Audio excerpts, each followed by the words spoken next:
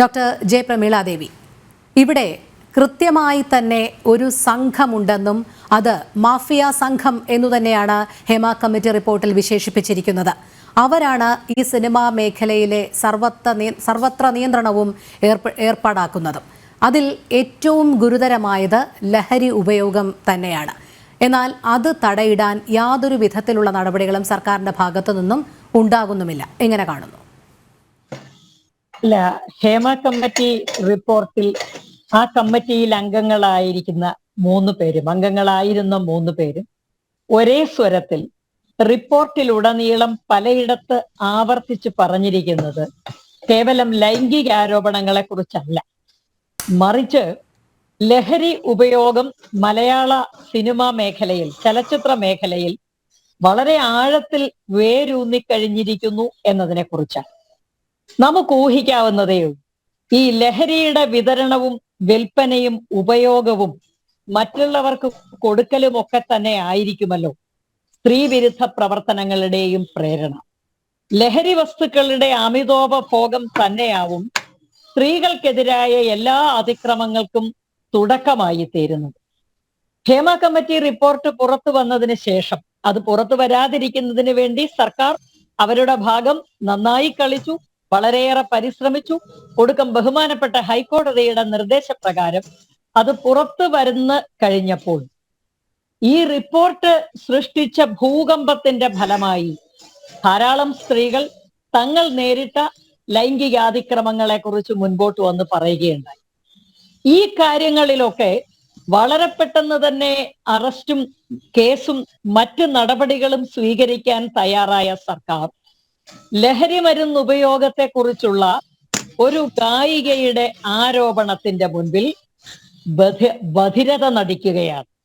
വെറും വനരോധനമായി അവരുടെ ആരോപണം ഇപ്പോഴും നിലനിൽക്കുകയാണ്. രണ്ട് വ്യക്തികൾ, നമ്മള് മുൻകാലങ്ങളിലും കേട്ടിട്ടുണ്ട്, ഇവർക്ക് മയക്കുമരുന്ന് വിതരണം, സൂക്ഷിപ്പ്, വിൽപ്പനയൊക്കെ ഉള്ളതായി ദേശീയ ഏജൻസികളുടെ അന്വേഷണം നടന്നതൊക്കെ നമ്മൾ മറന്നിട്ടില്ല. അങ്ങനെയുള്ള രണ്ട് വ്യക്തികൾ, ശ്രീമതി റീമ കല്ലിങ്ങലും അവരുടെ ഭർത്താവ് ശ്രീ ആഷിഖ് അബുവും ലഹരി പാർട്ടികൾ സ്വന്തം വീട്ടിൽ വെച്ച് നടത്താറുണ്ടെന്നും ധാരാളം പെൺകുട്ടികൾ ആ വലയിൽ വീണു പോകാറുണ്ടെന്നും അതിനുമപ്പുറം ശ്രീമതി റീമ കല്ലിങ്ങലിന് തൻ്റെ കരിയർ പോലും വേണ്ടത്ര മികച്ചതാക്കാൻ കഴിയാത്തത്, കരിയറിൽ പോലും തടസ്സം നേരിട്ടത് ഈ ലഹരി ഉപയോഗത്താലാണ് എന്നുകൂടി ശ്രീമതി ഗായികയായ സുചിത്ര വെളിപ്പെടുത്തുമ്പോൾ അവര് റീമ കല്ലിങ്ങിനെ പറ്റി കരുതലോടെയാണ് പറയുന്നത്. റീമ കല്ലിങ്ങലിന്റെ കരിയർ നഷ്ടപ്പെട്ടതിലുള്ള വിഷമത്തോടെ തന്നെയാണ് പറയുന്നത്. കേവലം ഒരു ആരോപണമല്ല, ഒരു ആക്ഷേപമല്ല, ഒരു അപവാദ പ്രചരണമല്ല, വളരെ കരുതലോടെയുള്ള ഒരു നിരീക്ഷണമാണ് എന്ന് തിരിച്ചറിയാനോ അക്കാര്യത്തിൽ അന്വേഷണം നടത്താനോ നമ്മുടെ സർക്കാർ തയ്യാറാകുന്നില്ല എന്നത് അങ്ങേയറ്റം ഖേദകരമാണ്. മാത്രമല്ല, നമുക്കൊക്കെയും അറിയാം, മലയാള സിനിമയിൽ ദീർഘകാലമായി അരങ്ങു വാഴുന്നത് ലഹരി ഉപയോഗവും മത തീവ്രവാദവുമാണ്. പണം വെളുപ്പിക്കുന്നതിനുള്ള ഒരു മാധ്യമമായി പോലും മലയാള ചലച്ചിത്ര മേഖല മാറിയിരിക്കുന്നതായി നമ്മൾ കണ്ടു. അടുത്ത ഇടയ്ക്ക് പല സിനിമയുടെയും കളക്ഷൻ അത്ഭുതകരമായ സംഖ്യകളിലേക്ക് കുതിച്ചു ചാടുന്നതും ED അന്വേഷണം ഉണ്ടായപ്പോൾ പെട്ടെന്ന് അത് പൂർവ്വസ്ഥിതിയിലേക്ക്, പിടിവിട്ട ഇലാസ്റ്റിക് കഷണം പോലെ പൂർവ്വസ്ഥിതിയിലേക്ക് പോകുന്നതും നമ്മൾ കണ്ടു. ഈ ലഹരി ഉപയോഗവും തീവ്രവാദത്തിന് വേണ്ടി ഉപയോഗിക്കാനുള്ള പണവുമൊക്കെ മലയാള സിനിമയെ ബാധിച്ചിട്ടുണ്ടെങ്കിൽ ആ ബാധയുടെ ഒരു പ്രതിഫലനമാണ് സ്ത്രീകൾക്കും പെൺകുട്ടികൾക്കും ഒരുപക്ഷെ പുരുഷന്മാർക്ക് പോലും എതിരെയുള്ള പലതരത്തിലുള്ള അതിക്രമങ്ങൾ എന്ന് കരുതാം. ഇക്കാര്യത്തിലാണ് സർക്കാർ ജാഗ്രത കാണിക്കേണ്ടത്.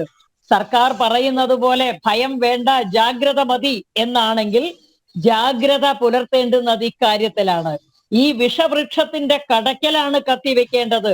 ഏതാനും ചില വ്യക്തികൾക്കെതിരെ കേസെടുത്തത് കൊണ്ട് ജനങ്ങളുടെ കണ്ണിൽ പൊടിയിടാം എന്നല്ലാതെ യാതൊരു മാറ്റവും ഉണ്ടാകാൻ പോകുന്നില്ല.